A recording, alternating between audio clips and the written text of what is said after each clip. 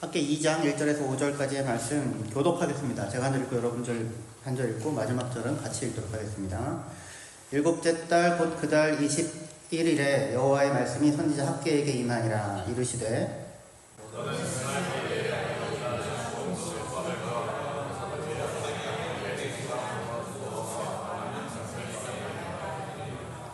너희 가운데 남아있는 자 중에서 이 성전의 이전 영광을 본 자가 누구냐? 이제 이것이 너희에게 어떻게 보이느냐? 이것이 너희 눈에 보잘것없지 아니하냐?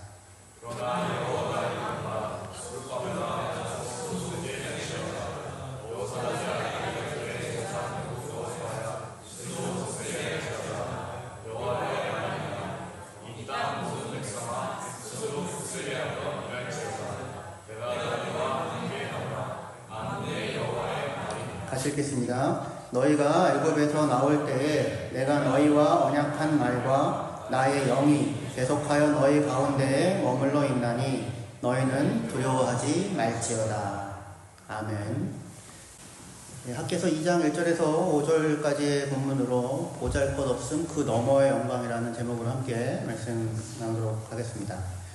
저희는 지난주에도 함께 말씀 나눴는데요. 지난주 설교를 통해서 포로에서 귀환한 공동체가 많이 뿌려도 수확이 적고 먹고 마시고 입어도 만족이 없었던 까닭을 살펴보았었어요.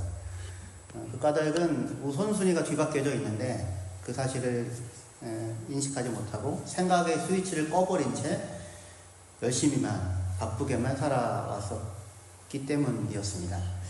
이에 대해서 하나님은 그 너희들이 살아가는 삶에 대해서 깊이 생각하고 그리고 지금 산에 올라가서 나무를 가져다가 성전을 지어라 라고 하는 말씀을, 두 가지 말씀을 주셨어요. 어떻게 지난 한 주간 살면서 스스로의 삶에 대해서 멈춰서 돌아보고 그리고 성전을 짓는, 다시 얘기해서 내 삶이 하나님의 성전이 되는 그런 시도를 해보셨는지요? 아침에 일어나자마자 하나님의 이름을 부르시라 제가 그랬는데 해보셨습니까? 하나님, 오늘 하루 주신 것 감사합니다. 하나님을 부르셨나요? 그리고 잠깐 멈추어 서서 하나님이 들려주는 음성을 듣는 시간을 가지셨나요? 우리가 이거를 하는 것과 안 하는 건 되게 차이가 있습니다. 이스라엘 백성이 16년 동안 성전 지어야 되는데 생각은 늘 있었어요. 안 하지 않았습니다. 근데 정작 시작은 하지 않았죠. 근데 우리도 늘 하나님과 함께 살아야 되는데, 하나님과 동행해야 되는데, 늘 생각이 있잖아요. 그죠? 늘. 그죠? 그런데 뭘 안 하냐면, 하나님 아버지를 부르는 일을 하지는 않을 수도 있어요. 이름을 부르시고 눈을 마주치셔야 됩니다. 얼굴을 보고. 그리고 그가 내게 들려주시는 음성에 귀 기울여 듣는 시간을 확보하십시오. 그리고 나서 하루를 시작하시면 좋겠습니다. 지난 16년 동안 성전을 방치했었던 귀한 공동체는 학계의 말을 듣고서 드디어 움직이기 시작했습니다. 성전 공사를 시작합니다.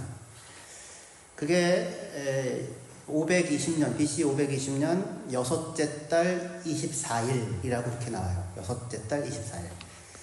이 여섯째 달이라는 거는 6월 24일이라는 뜻은 아니고요. 오늘날 우리 양꼬리 달력으로 바꾸면 9월 중순경 정도가 됩니다. 무슨 얘기냐면 제일 뜨거운 시절이 지나갔어요. 약간 그래도 선선해지는 때가 됐을 때 성전 공사를 시작했다 이렇게 생각할 수 있습니다. 성전 공사를 시작하는 것과 안 하는 것 되게 다른데 시작했을 때 그들은 되게 행복했을 거예요. 기쁘고.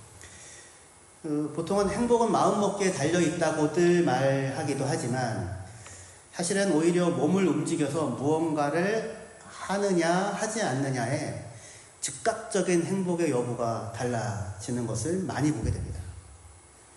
지금 16년 동안 성전을 방치한 채 마음속 무거운 짐처럼 성전을 지어야 하는데 라고 하는 그 생각이 얹혀져 있었던 상황이 이제 맞춰지고 드디어 성전 건축을 시작하면서 귀한 공동체는 정말로 참으로 기쁘고 그리고 행복했을 것입니다. 그런데 성전 공사가 재개된 지 한 달이 채 지나지 않은 일곱째 달 21일에 2장 1절 말씀입니다. 2장 1절에 일곱째 달 21일에 하나님께서 다시 한번 선지자 학개를 통하여 말씀을 하시게 돼요. 일곱째 달 21일은 어떤 날이냐면 초막절의 마지막 날입니다. 초막절의 마지막 날. 우리 달력으로는 10월 중순에 해당돼요. 10월 중순. 이스라엘의 날씨로 따지면 1년 중 가장 날씨가 좋은 때라고 할 수 있습니다. 그때 성지순례 가면 이스라엘로요. 정말 발 디딜 틈이 없습니다. 가장 날씨가 좋은 기간이기 때문이기도 하고 그 기간이 초막절 기간이기 때문이기도 해요. 그렇게 지금 초막절 마지막 날에 하나님은 그런데 귀한 공동체에게 다시금 또 한 번 말씀을 들려주시게 되는데 그 하나님의 말씀이 두 번째로 학개를 통하여 주어졌던 초막절이라는 절기는 굉장히 특별한 절기입니다.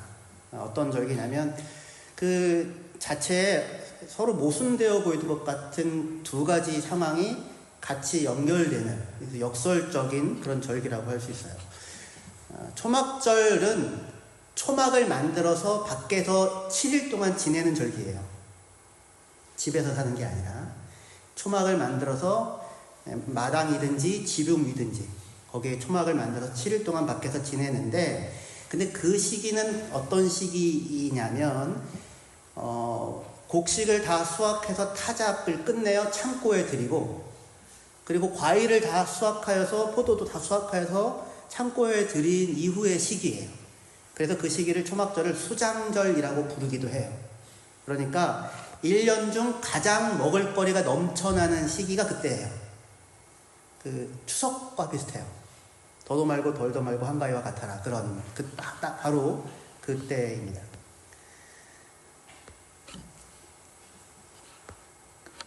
그래서 지금 이 초막절 기간은 그 모든 먹을거리가 넘쳐나는데 그런데 어디서 생활해요? 초막을 짓고 거기서 얼기설기 짓고 거기서 생활을 하는 거예요.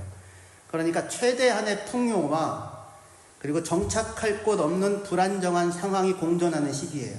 왜 초막을 짓게 되냐면 뭘 기억하라고 하는 거냐면 출애굽한 이스라엘이 광야에서 장막을 치고 다니잖아요. 집 없이. 그러니까 정착할 곳 없는 불안정한 시기를 보냈는데 그때에 누가 함께하고 계셨어요? 하나님이 함께 하셔서 하나님께서 그들 인도해 가셨었죠. 너희가 그런 시절을 지냈음을 전적으로 하나님께 의존하여서만 살아갈 수밖에 없었던 광야 같은 곳에서 하나님이 너희와 함께 하셔서 신실하게 너희들을 지키고 돌봐왔음을 잊지 말고 기억해라. 그것을 위하여 초막을 짓고 7일 동안을 생활을 하는 거예요. 그런데 그렇게 초막이라고 하는 불안정한 상황인데 근데 동시에 환경은 뭐예요? 먹을 것이 풍성하고 넘쳐나고 있는 그런 두 가지 서로 어울려 보이지 않는 상황이 공존하는 절기가 초막절입니다. 그래서 초막절은 풍요로운 가운데 결핍과 결핍 중에 풍요 그 모두를 경험하는 그런 시기가 초막절이라고 할 수 있어요. 그런데 이 초막절 마지막 날 하나님이 지금 말씀을 들려주시는데 왜냐하면 그 초막절이 갖는 그 두 가지 역설적으로 보이는 그 상황이 현재 귀환하여서 성전을 짓고 있는 공동체의 현실과 너무나도 잘 들어맞는 모습이 있는 것입니다. 있기 때문입니다. 무슨 얘기냐면 그동안 오래도록 16년 동안 미뤄두었던 성전 공사를 이제 기쁨으로 재개했는데 그리고 나서 채 한 달이 지나기 전이에요. 이제 한 달 정도가 지났을 때인데 그들이 처음에 성전 공사를 시작하면서 가졌던 기쁨과 기대가 자신들이 지금 짓고 있는 성전의 초라함을 보면서 실망과 낙심으로 바뀌는 시간, 그게 한 달간의 기간이었던 것입니다. 왜 그러냐면 지금 그들이 이제 성전을 건축하기 위해서는 뭐가 필요합니까? 뭐 돌도 필요하고 나무도 필요하고 하지 않겠습니까? 근데 그들이 성전 건축을 위하여 사용했던 돌은 어떤 돌이었을까요? 이전에 무너졌던 성전의 잔해에서 돌을 가지고 오거나 아니면 주변에서 구할 수 있는 돌들을 가지고서 성전을 지었을 거예요. 솔로몬 성전을 지었을 때 동원된 인부만 해도 17만 명이 넘는데, 그런데 지금 이 귀한 공동체는 돌아온 인원 전부가 한 5만 명밖에 안 돼요. 그러니까 그 인력 자체가 벌써 차이가 나죠. 그들이 사용할 수 있는 돌의 질이 달라요. 그리고 성전 건축에 쓰인 나무도 레바논의 백향목이 아닙니다. 이들은 어디에서 나무를 얻었습니까? 예루살렘 주변에 있는 산에 올라가서 나무를 가지고 와서 성전 공사를 하게 됩니다. 또한 성전 공사를 맡은 책임자 또한 솔로몬 성전을 지었던 책임자와 같이 그 히람이거든요. 예술성과 기술을 전부 겸비한 그런 히람과 같은 뛰어난 인물이 성전 공사를 책임졌을 것 같지 않습니다. 그러니까 솔로몬 성전의 영광스러운 모습을 기억하던 이들에게 지금 현재 지어지고 있는, 눈으로 보면서 지어지고 있는 성전의 초라해 보이는, 투박해 보이는 모습은 아주 복잡한 감정을 갖게 했을 거예요.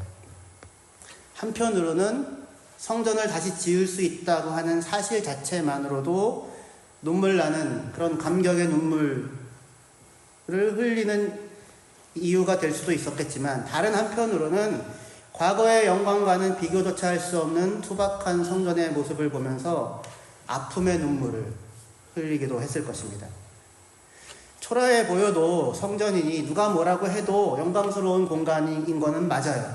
하지만 솔로몬 성전이나 이방 땅에서 보았던 신전에 비교하여 견주어 보면 작고 투박한 건축물인 것도 분명한 사실입니다. 그래서 실망하고 낙심하고 있을 때에 하나님께서 바로 그들을 향하여 두 번째 말씀을 주시면서 이렇게 묻게 됩니다. 학교에서 2장 3절입니다. 너희 가운데 남아있는 자 중에서 이 성전의 이전 영광을 본 자가 누구냐? 이제 이것이 너희에게 어떻게 보이느냐? 이것이 너희 눈에 보잘것없지 아니하냐? 세 가지 물음을 연속으로 던지세요. 이 성전의 이전 영광을 본 자가 누구냐? 지금 지어지고 있는 이 성전이 너희가 보기에는 어떠냐? 그리고 이것이 너희 눈에 보잘것없지 아니하냐? 이 물음에 대한 대답은 뭡니까? 보잘것없습니다. 그죠? 아닙니다. 저는 그 안에 있는 영광을 보고 그럴 수 있을지 모르겠는데, 아니에요. 보잘것없어 보이는 게 맞습니다. 우리의 눈에 보잘것없어 보입니다. 그렇게 얘기를 했을 거예요. 마치 초막절을 맞아서 얼기설기 나뭇가지로 엮어 만든 초막처럼 그들이 짓고 있는 성전은 아무것도 아닌 것처럼 보였을 겁니다. 그러니 얼마든지 실망하고 용기를 잃을 수 있는 그런 상황인 거예요. 그런 상황에 있는 그들에게 하나님께서 이어서 이렇게 말씀하십니다. 2장 4절이요. 그러나 여호와가 이르노라 수룹바벨아 스스로 굳세게 할지어다. 여호사닥의 아들 대제사장 여호수아야 스스로 굳세게 할지어다. 여호와의 말이니라. 이 땅 모든 백성아 스스로 굳세게 하여 일할지어다. 내가 너희와 함께하노라 만군의 여호와의 말이니라. 하나님께서 뭐라고 말씀하세요? 수룹바벨에게, 여호수아에게, 그리고 모든 백성들을 향하여서 너희는 스스로 굳세게 할지어다, 스스로 굳세게 할지어다, 스스로 굳세게 할지어다. 3번이나 그렇게 말씀하십니다. 여기 스스로 굳세게 할지어다라는 말은 사실은 무슨 얘기냐면 용기를 내어라라는 말입니다. 용기를 내어라. 약해지지 말아라. 힘을 내어라. 라고 하는 그런 말이에요. 감격과 설레임으로 성전 공사를 시작한 지 아직 한 달도 채 지나지 않은 상황인데, 무슨 이유로 하나님은 그들에게 용기를 가져라, 힘을 내어라, 약해지지 말아라 라는 말을 3번이나 연속해서 들려주셔야만 했을까요? 그것은 그들이 과거의 영광과 오늘의 현실을 비교하면서 낙심하고 있었기 때문입니다. 사실 성전 공사를 시작하기 전에는 그들은 자신들의 현실을 제대로 인식하지 못했을 거예요.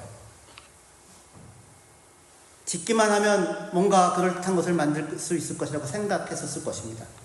하지만 이제 공사를 시작해서 정작 돌들이 올라가고 공사를 위한 가설 구조물들이 세워지고 나무들을 해와서 성전의 모습이 조금씩 갖추어가는 것을 보면서 이들은 자신들이 지금 짓고 있는 성전이 과거 솔로몬 성전의 영광과는 비교조차 할 수 없는 초라한 것임을 절감을 하게 됩니다.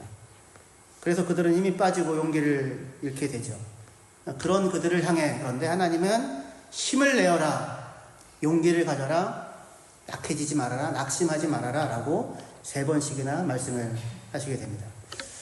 이들이 용기를 잃고 낙심하게 된 까닭은 무엇입니까? 처음부터 그런 건 아니죠. 처음엔 기대와 기쁨이 가득했었잖아요. 근데 왜 용기를 잃고 낙심을 하게 됐을까요? 우리는 각자가 가지고 있는 비교입니다. 근데 각자가 가지고 있는 기준에 따라 똑같은 상황을 다르게 보고 다르게 받아들이게 됩니다. 실망은 언제나 기대와 관련되어져 있어요. 기대가 크면 그에 미치지 않은 모습에 실망하게 되죠. 기대가 작거나 아예 없다면 작은 일들로도 큰 만족과 그리고 선물처럼 그것을 느끼게 될 것입니다. 하나님께서 그들의 지금 생각을 들춰내시면서 너희 중에 이 성전의 이전 영광을 본 자가 있느냐? 유다가 망하기 전 솔로몬 성전이 서 있을 때 그 영광스러운 모습을 본 자가 있느냐? 라고 묻습니다. 그런 사람들이 있었나요? 없었나요? 그런 사람들이 있었을 겁니다. 지금이 520년이거든요. 나라가 망한 지 66년이 지났습니다. 그러니까 지금 만약에 80살 되신 분이 거기 살고 계시다면 그 사람은 14살 정도의 나라가 망하는 것을 경험하게 돼요. 그리고 그 사람은 분명히 솔로몬이 지은 성전의 영광을 보았을 것입니다.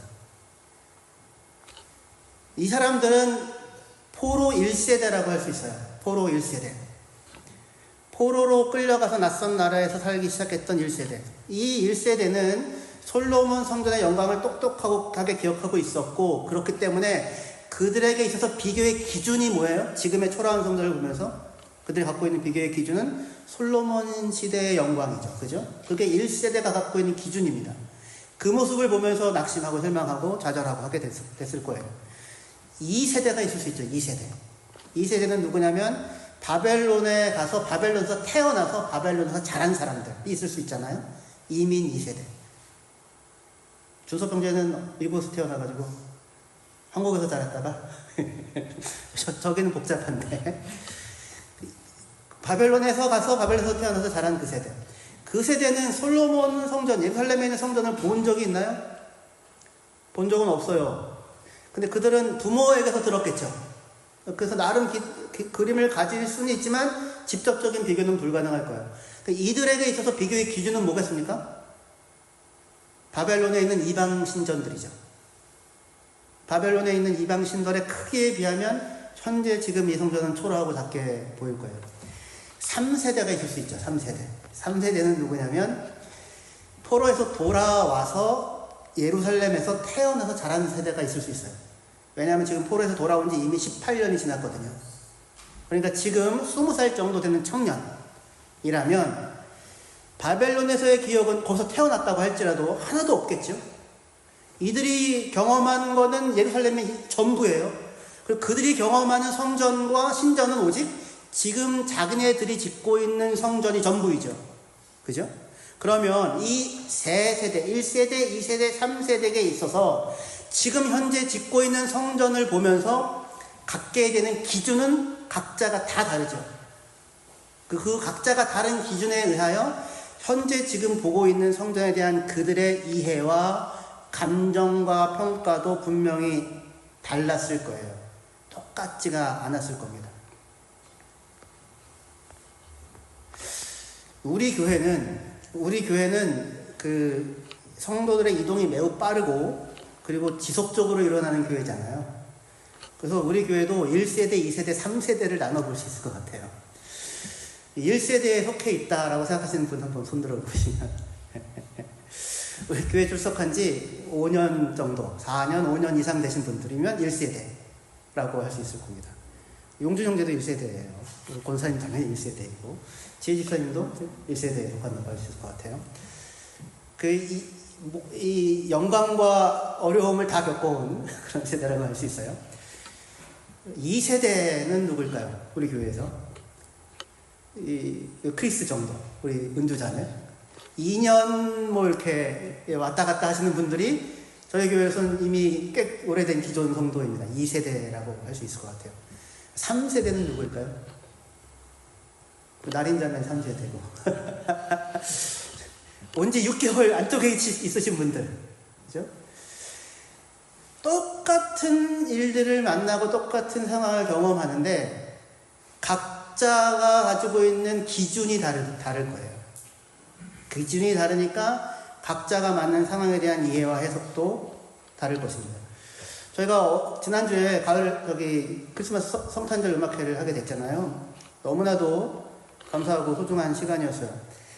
제가 염려했던 것과 달리 기도하고 믿고 염려하고 같이 다 가지고 염려했던 것과 달리 많은 분들이 함께 참여하여서 혼자라면 결코 경험해 볼 수 없는 일을, 소중한 경험을 공동체이기 때문에 같이 경험할 수 있었던 시간이었습니다.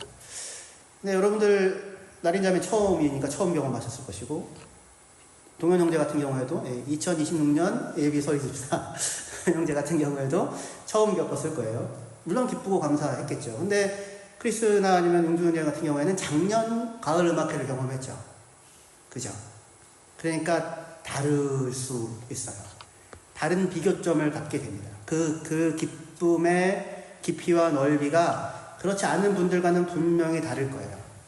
때로 우리가 갖는 이 과거의 경험은 작은 어려움에 흔들리지 않을 수 있는 든든한 닻으로 작용하기도 해요.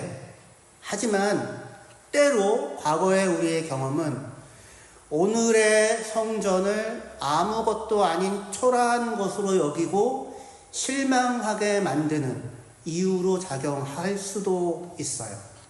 그것이 지금 초막절 마지막 날 지어지는 성전을 보면서 과거의 영광을 기억하면서 낙심하고 있는 사람들의 모습이라고 할 수 있을 거예요. 그러나 그것이 기준이어야 할까요? 무엇이 기준이어야 할까요? 제가 처음에 랩사인에 왔을 때의 상황과 오늘의 상황은 다르지 않습니다. 저희는 6개월마다 달라요. 6개월마다. 뭘 기준으로 삼을 수 있을까요? 지금의 우리의 교회를, 우리의 모습을 무엇을 기준으로 오늘의 상황을 우리는 평가하고 이해해야 할까요?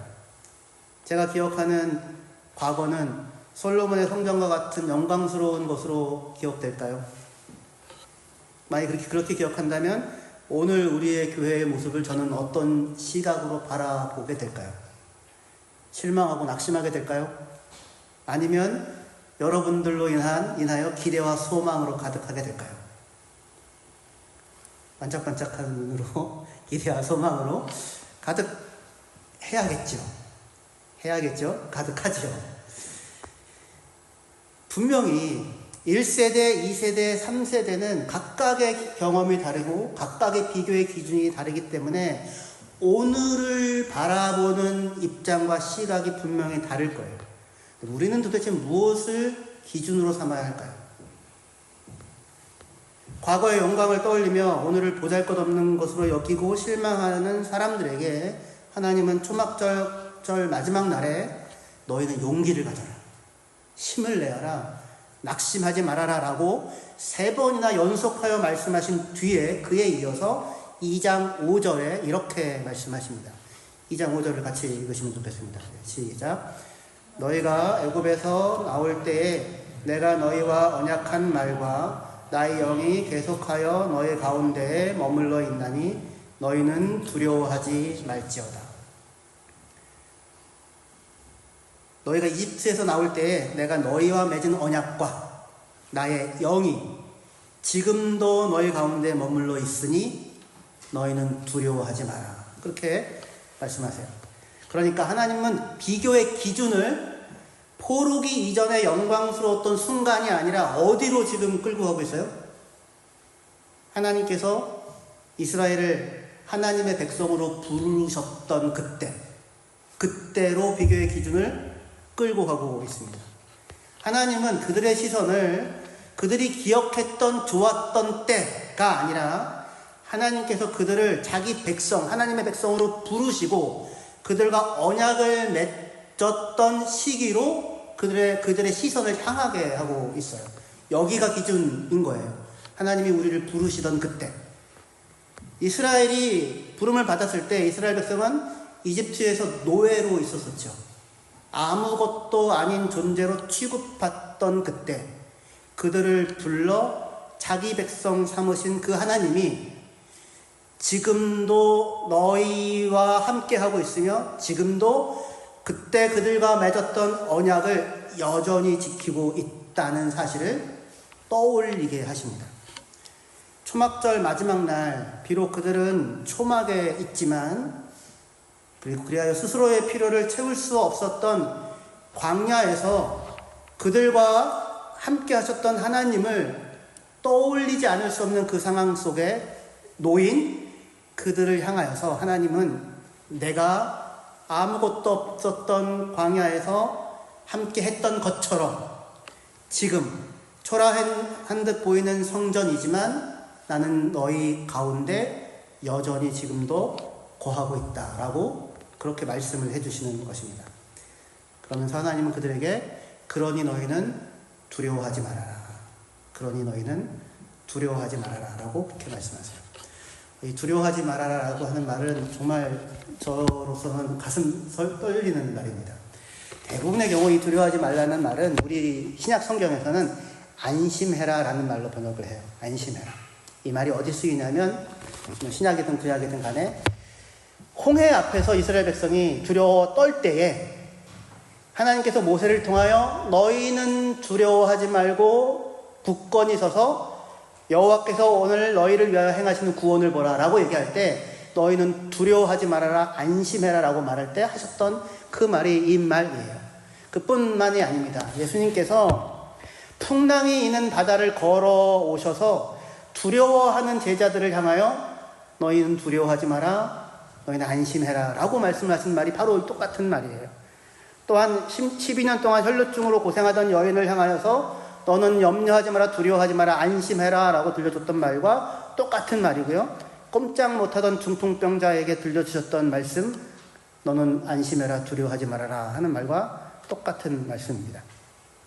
용기를 가져라 힘을 내어라 약해지지 말아라 라고 말씀하셨던 하나님은 과거와의 비교 속에서 낙심한 채 오늘을 살고 있던 자기 백성을 향하여서 안심하라고 두려워하지 말라고 그렇게 말씀하십니다. 왜냐하면 하나님께서 내가 너희와 함께하고 있다고 내가 너희와 함께하고 있으니 너희는 염려하지 마라 두려워하지 마라 그렇게 말씀하고 계세요. 이 두 가지 명령이에요. 너희는 용기를 내어라 그리고 너희는 안심해라 안심해라 용기를 내어라 이 두 가지의 명령 사이에 하나님께서 들려주신 또 하나의 명령이 있습니다. 그게 뭐냐면 학기 2장 4절입니다. 그러나 여호와가 이르노라 스룹바벨아 스스로 굳세게 할지어다 여호사닥의 아들 대제사장 여호수아야 스스로 굳세게 할지어다 여호와의 말이니라 이 땅 모든 백성아 스스로 굳세게 하여 일할지어다 내가 너희와 함께하노라 만군의 여호와의 말이니라. 4절에 스스로 굳세게 할지어다 5절에 두려워하지 말고 안심해라 라고 하는 그 두 위로의 강력한 명령 사이에 또 다른 명령이 하나가 들어가는데 그게 뭐냐면 4절 마지막에 나오는 너희는 일할지어다입니다. 영어 성경으로 보면 되게 분명하죠. Be strong, be strong, be strong, work, for I am with you 라고요. 일하여라.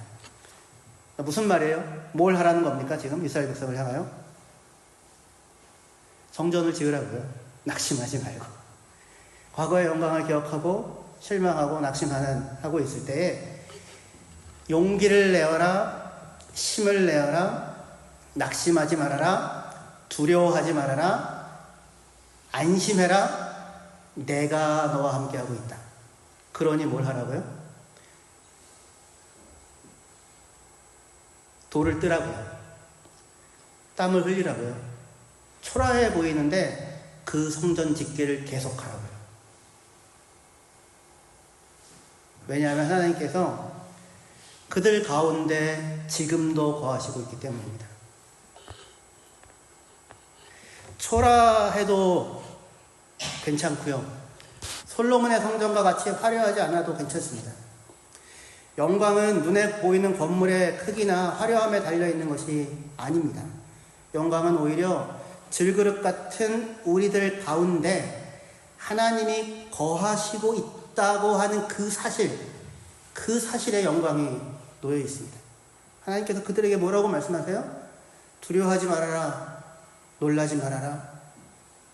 용기를 잃지 말아라. 안심해라. 내가 너희와 함께하고 있다. 초막에 있어도 모든 것이 풍성했던 초막절처럼 우리의 삶 가운데 하나님이 거할 때 우리는 하나님의 영광에 거하는 그의 성전입니다. 우리의 보잘것없음이 하나님의 영광을 가리지 않습니다. 오히려 하나님의 영광은 우리의 보잘것없음 가운데 더욱더 온전하게 드러납니다. 우리의 비교의 기준은 무엇입니까? 그것은 과거에 화려했던 시절이 아니라 우리를 부르신 하나님이 오늘도 우리와 함께하고 계시다고 하는 사실입니다. 이 사실을 알아볼 수 있을 때 우리는 오늘 우리가 해야 하는 우리 몫의 일을 힘있게 감당하며 살아갈 수 있습니다. 그러니까 지금 하고 계시는, 지금 해야 하는 성전을 짓는 일들을 하십시오.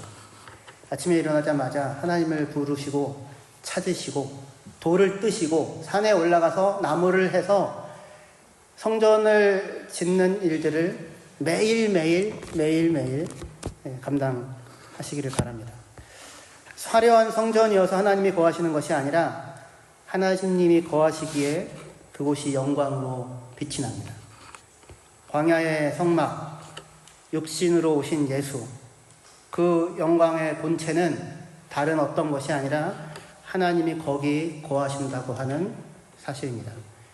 하나님께서 우리 램사인 한인교회와 오늘도 함께하고 계십니다. 할렐루야. 6개월 전에만 함께 하셨던 것 아니고요. 5년 전에만 함께 하셨던 것이 아니고요. 오늘 여러분들 가운데 함께하고 계십니다. 그러니 두려워하지 마시고 놀라지 마시고 하나님을 믿고 오늘 우리가 할 수 있는 일들을 최선을 다하여 감당하셔서 우리 안에 영광을 빚어 만드시는 그 하나님의 크심을 경험하는 저와 여러분들 되시기를 주의 이름으로 축원합니다. 기도하시겠습니다.